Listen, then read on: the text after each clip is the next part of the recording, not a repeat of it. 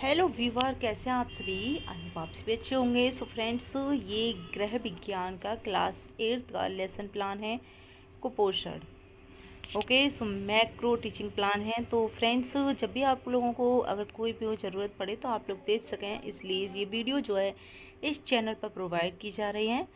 ठीक है, तो यहाँ पर सामान्य उद्देश्य 6 यहाँ पर पॉइंट लिखे गए हैं। तो आप देख सकते हैं कि छात्राओं में गृह विज्ञान के प्रति रुचि जागृत करना।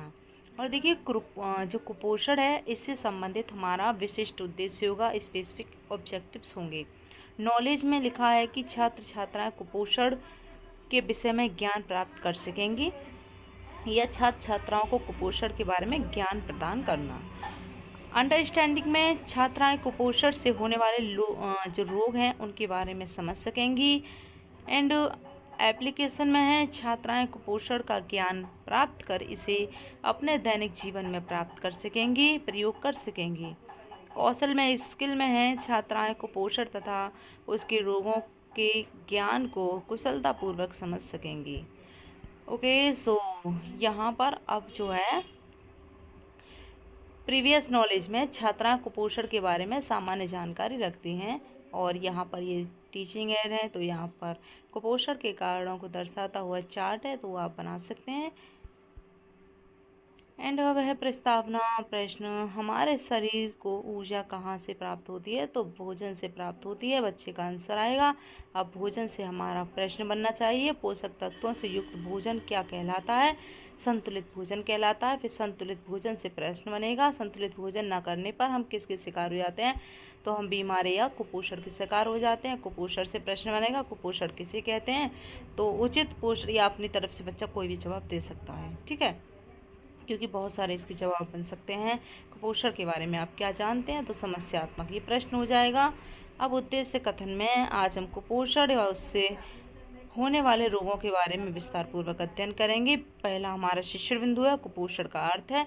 तो विकासात्मक प्रश्न किए गए हैं पहले कि पोषक तत्वों की कमी से होने वाला भोजन क्या कहलाता है? पोषक तत्वों की कमी वाला भोजन क्या कहलाता है? तो असंतुलित भोजन कहलाता है। फिर यहाँ पर एक प्रश्न और छेड़ दिया है, तो यहाँ पर हम इसका आंसर ना देकर अस्पष्ट उत्तर कर देना, या आंसर आप देख सकते हैं, बाकी आप अस्पष्ट उत्तर कर देना। ठीक है, और छात्र छात्राएं यहाँ पर ध्यानपूर्वक सुनेंगी। और ये यहाँ पर लिखा हुआ है कुपोषण का अर्थ, तो यहाँ पर ये थोड़ा सा कुपोषण का अर्थ लिखा हुआ है, परिभाषा यहाँ पर लिखी हुई है। और बोधात्मक प्रश्न हम यहाँ पर कर देंगे। तो बोधात्मक प्रश्न में आप इसका उत्तर लिख लेना। ठीक है, तो आप इसको अस्पष्ट उत्तर मत करना, इसका उत्तर भी आप लिख सकते हैं, बाकी आप जैसा है वैसा भी उतार सकते हैं। ठीक है, तो यहाँ पर हमारा दूसरा शिक्षण बिंदु शुरू हो रहा है, कुपोषण के कारण। तो यहाँ पर विकासात्मक प्रश्न है। आई होप आप सभी को ये क्लियर दिख रहा होगा। यहाँ पर चार्ट बनाया हुआ है, और फिर यहाँ पर ये थोड़ा सा लिखा है, आप ज़्यादा भी लिख सकते हैं, ये बहुत ज़्यादा कम लिखा हुआ है यहाँ पर। फिर आप बोधात्मक प्रश्न में 2-3 प्रश्न आप कर सकते हैं। तो ये आपका जो है दूसरा शिक्षण बिंदु पूरा हो चुका है।